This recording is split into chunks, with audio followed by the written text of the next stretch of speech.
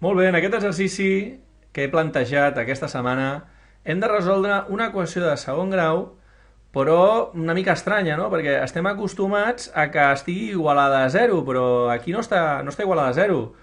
Què podem fer per resoldre aquesta equació? Bé, doncs el que hem de fer és tots els termes que estiguin a la dreta passar-los a l'altra banda. O al revés, no importa a quina banda passar-los. L'important és que tots estiguin a una banda.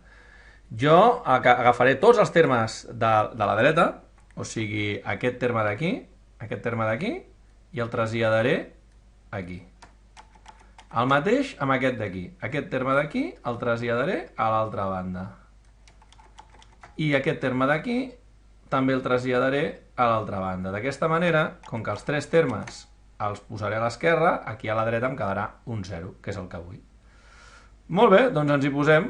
A la banda esquerra em quedarà 8x quadrat menys 9x més 8. Llavors, aquest terme d'aquí és positiu, al canviar-lo de banda em queda negatiu, menys 2x quadrat. Aquest terme d'aquí és negatiu, al canviar-lo de banda passaria a positiu. I aquest terme d'aquí, al canviar-lo de banda, quedaria negatiu. Fixeu-vos que respectem la regla bàsica de l'àlgebra, que quan tu canvies un terme de banda, canvia el seu signe. Molt bé, ara ens fixarem que aquest terme d'aquí, el posarem verd, aquest terme d'aquí té x quadrat. I aquest terme d'aquí també té x quadrat. És el que en diem termes semblants, termes del mateix tipus. Ara canviaré de color. Aquest terme d'aquí, posarem blau, té x. I aquest terme d'aquí també té x. També són termes semblants. I ara canviaré de color, agafaré per exemple el vermell, i aquest terme d'aquí, que no té x ni x quadrat, i aquest terme d'aquí tampoc en té, també són termes semblants. El que faré ara és posar-los de manera ordenada. 8x quadrat, llavors poso el seu terme semblant al costat, per tenir-ho més ordenat. Ara aquest d'aquí, menys 9x, l'altre és aquest, més 4x, els estic col·locant de manera ordenada. De manera ordenada per tenir-los ben agrupats, veieu? Primer els col·loco de manera ordenada i ara tornarem a agafar els colors. Fixeu-vos-hi que aquests són els d'x quadrat, els que he marcat abans en verd, aquests dos d'aquí són aquests d'aquí, els blaus són aquests, veieu aquests d'aquí, són els que tenen x, que són aquests dos d'aquí, i els que he marcat abans en vermell són aquests d'aquí, veieu? És el mateix, és exactament el mateix, però d'una manera més ordenada. I ara faig les operacions. 8 menys 2 són 6. 6x quadrat, perquè és el terme amb x quadrat. Menys 9 més 4. Menys 9 més 4. Recordeu, tinc més deutes que guanys, per tant em queda un negatiu. Queda un menys 5. Perquè tinc més deutes, tinc 9 negatiu i només tinc 4 positiu. Al final el balanç és negatiu.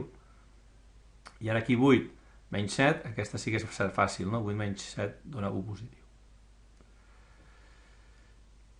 I ja ho tenim, com l'altre dia. Hem hagut de fer alguns passos per arribar on ho teníem l'altre dia. Agrupar tota una banda. I ara ja és fàcil. Ara ja sabem que aquest número d'aquí és la A. Sabem que aquest número d'aquí, signe inclòs, és la B. I sabem que aquest número d'aquí és la C. I ara ja està. Ara ja podem calcular la D tranquil·lament. Sabem que la D era B al quadrat menys 4 per A per C. Per tant, anem a calcular-ho aquí sota. Canviem la B pel seu valor, que és menys 5 al quadrat, recordo que els negatius van entre parèntesis, menys 4 per 6 per 1, perquè la A val 6, ho hem apuntat aquí, i la C val 1, i ara gairebé ho tenim, menys 5 al quadrat és 25,